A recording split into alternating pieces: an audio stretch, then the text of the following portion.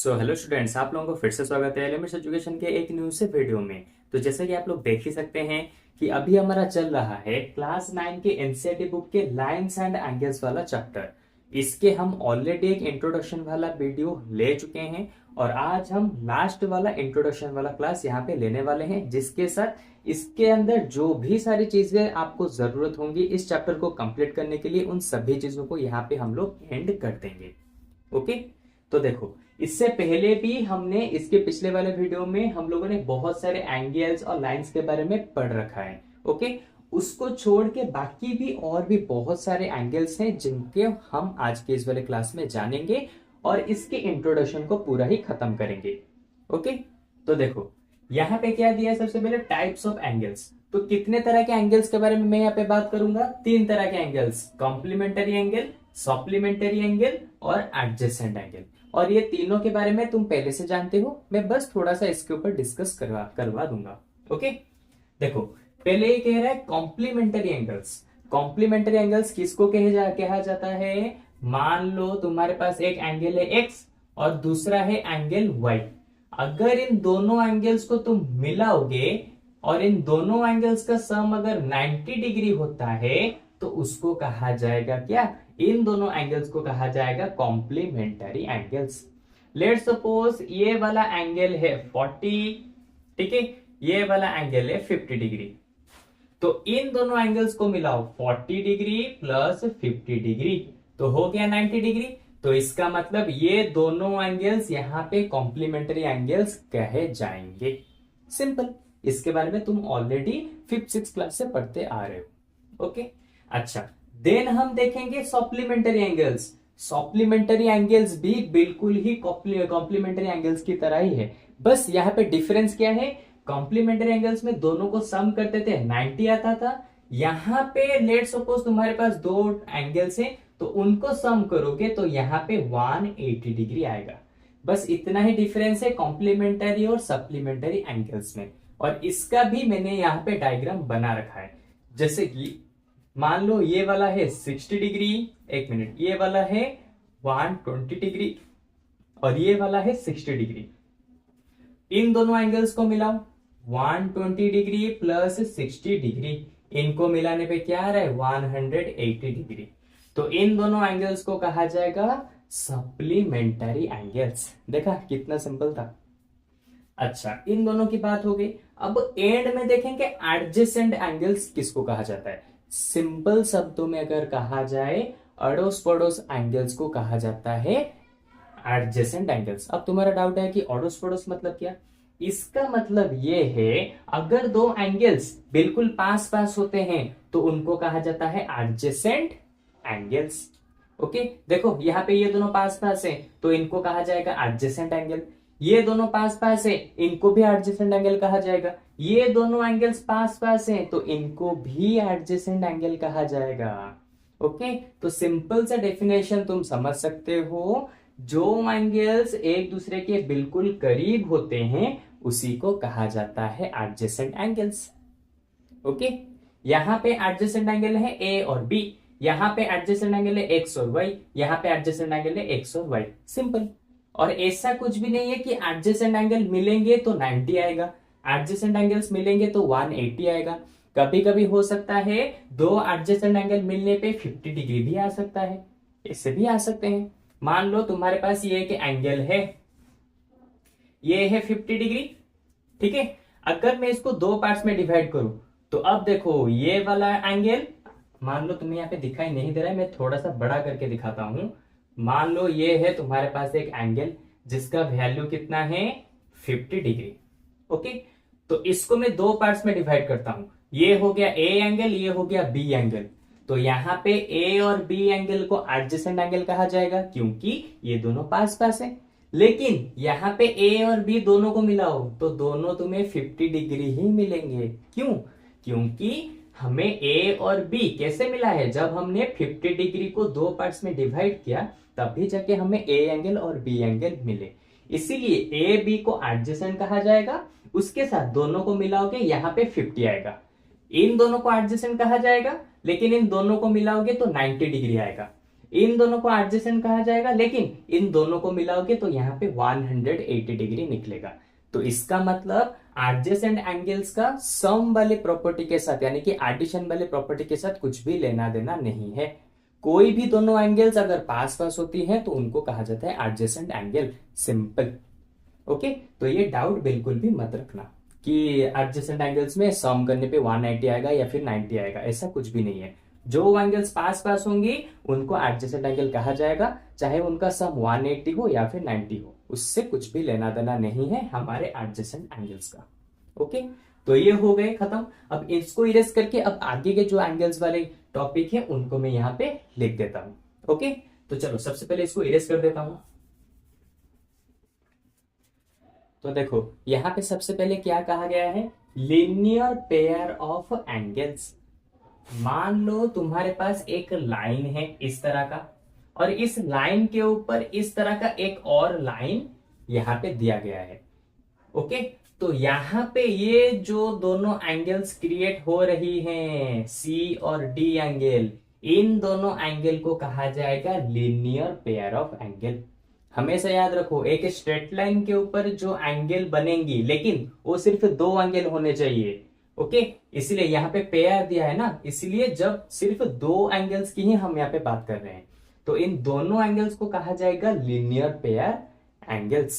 Okay, अगर इस तरह का कोई एक स्ट्रेट लाइन है, उसके ऊपर इस तरह के दो लाइंस ड्रॉ हैं, तो यहाँ पे इन तीनों एंगल्स को लीनियर पेयर एंगल्स नहीं कहा जाएगा। ये डाउट अपने दिमाग से निकाल दो। लीनियर पेयर ऑफ एंगल्स का मतलब उसके लिए यही एक डायग्राम है जो बन सकता है, इस तरह का डायग्राम नहीं बन पाएगा। Okay, linear pair of angles का मतलब अगर एक स्ट्रेट लाइन के ऊपर दूसरा एक और स्ट्रेट लाइन गया है, उसकी वजह से जो दोनों एंगल्स बनती है उन दोनों को कहा जाएगा linear pair of angles. Okay, अच्छा अब देखो यहां पे दिया है सी एंगल और डी एंगल, तो इन दोनों एंगल्स को, और एक चीज यहां पे याद रखो, लीनियर पेयर ऑफ एंगल्स को जब ऐड करते हो वहां पे 180 डिग्री हमेशा मिलता है। तो इसका मतलब अगर सी एंगल को और डी एंगल को यहां पे ऐड करोगे तो तुम्हें 180 डिग्री ही मिलेगा। सिंपल, इतना ही बचता हमारा लीनियर पेयर ऑफ एंगल्स। अब बात करते हैं वर्टिकली ऑपोजिट एंगल्स के बारे में। वर्टिकली ऑपोजिट एंगल्स पहले कब बनते हैं, जब दो लाइंस एक दूसरे को इंटरसेक्ट करती है तब जाके बनते हैं वर्टिकली ऑपोजिट एंगल्स। अच्छा अब देखो, यहां पे एक एंगल बना, यहां पे एक एंगल, यहां पे एक एंगल और यहां पे एक एंगल। ओके, इसका नाम दे देता हूं ए बी सी डी। ठीक है, तो देखो ए के ऑपोजिट में, बिल्कुल उसके सीधे ऑपोजिट में कौन है, सी। तो इसका मतलब ए और सी दोनों वर्टिकली ऑपोजिट एंगल्स होंगे। इसके साथ इन दोनों का वैल्यू भी एक दूसरे के साथ इक्वल होगा। इतना ही बस है। यहां पे देखो डी, उसके ऑपोजिट में कौन है, बी एंगल। तो इसीलिए डी और बी को हम कहेंगे वर्टिकली ऑपोजिट एंगल, और इन दोनों का वैल्यू भी बिल्कुल एक दूसरे के साथ सेम होगा। ठीक है, इतना ही बस तुम्हें जानना था और कुछ नहीं। वर्टिकली ऑपोजिट एंगल्स में बस इतना ही है, जब दो लाइंस एक दूसरे को इंटरसेक्ट करती है तो वहां पे जो एंगल्स बनते हैं वहां से हम बता सकते हैं कौन सा वाला वर्टिकली ऑपोजिट एंगल होगा, कौन सा वाला नहीं। ओके, तो देखो ए के ऑपोजिट में है सी, तो ए और सी दोनों हो गए वर्टिकली ऑपोजिट एंगल, और इन दोनों का वैल्यू एक दूसरे के साथ सेम होता है। डी के ऑपोजिट में है बी, और डी और बी का वैल्यू यहाँ पे हमेशा इक्वल होता है, और डी और बी को हम बोलते हैं वर्टिकली ऑपोजिट एंगल्स। ओके, तो चलो इसको अब मैं इरेज कर देता हूं। अब इसका बस एक लास्ट छोटा सा टॉपिक बाकी है, अभी मैं उसको भी समझा देता हूं। ओके, ठीक है, सबसे पहले मैं इसको इरेज कर देता हूं। तो देखो ये हमारा एक लास्ट वाला टॉपिक है इसी एंगल्स को लेके, लेकिन इन एंगल्स को हम तभी बता सकते हैं जब दो पैरेलल लाइंस को एक दूसरा वाला यानी कि एक तीसरा वाला लाइन इंटरसेक्ट करे, तभी जाके हमारे ये सारे एंगल्स बनते हैं। इसीलिए अगर इस तरह का डायग्राम नहीं होगा तो वहां पे ये सारे एंगल्स भी क्रिएट नहीं होंगे। तो इसके लिए ये वाला कॉन्सेप्ट पहले समझ लो कि कॉरेस्पॉन्डिंग एंगल्स, को इंटीरियर एंगल्स और अल्टरनेट इंटीरियर एंगल्स, इनके लिए हमारे पास ये इस तरह का डायग्राम होना चाहिए, नहीं तो इनका कोई भी मतलब नहीं है। ओके, तो देखो सबसे पहले मैं क्या करता हूं, यहाँ पे जितने सारे एंगल्स बनते हैं उनका मैं नेम दे देता हूं। इसको दे देता हूं ए, इसको बी, इसको सी, इसको डी, इस वाले को ई, इसको एफ, इस वाले को जी, इस वाले को एच। अब इसे समझने में आसानी होगी। सबसे पहले देखो कॉरेस्पॉन्डिंग एंगल, तो मैं तुम्हें सबसे पहले इजीली बता देता हूं कॉरेस्पॉन्डिंग एंगल किसको कहा जाता है। देखो लेट्स सपोज ये वाला बी वाला एंगल किस तरफ देख रहा है, इस तरफ।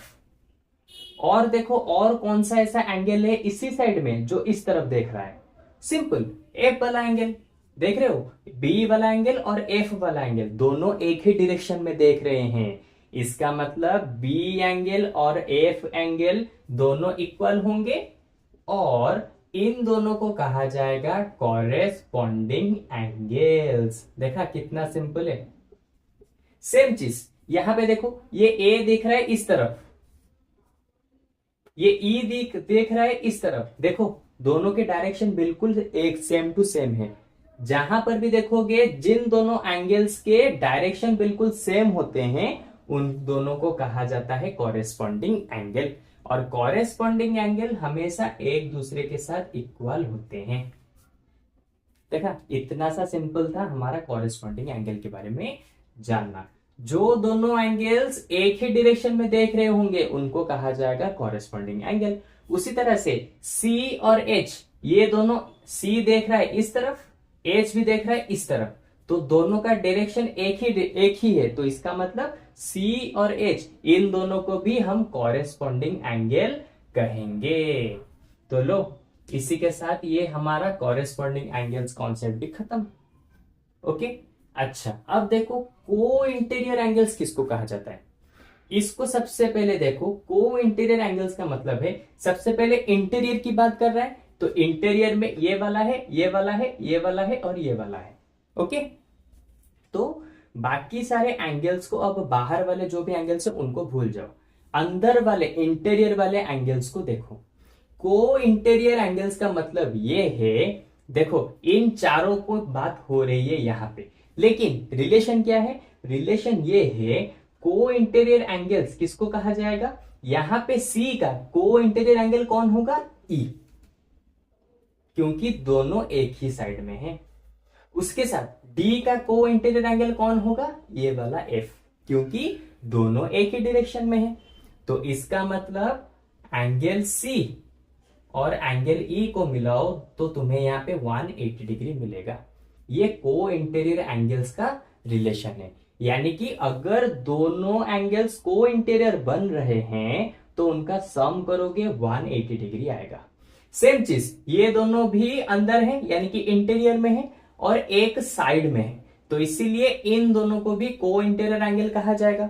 और जबकि ये दोनों को इंटीरियर एंगल है तो इनका सम करोगे तो यहां पे तुम्हें मिलेगा कितना, वही 180 डिग्री।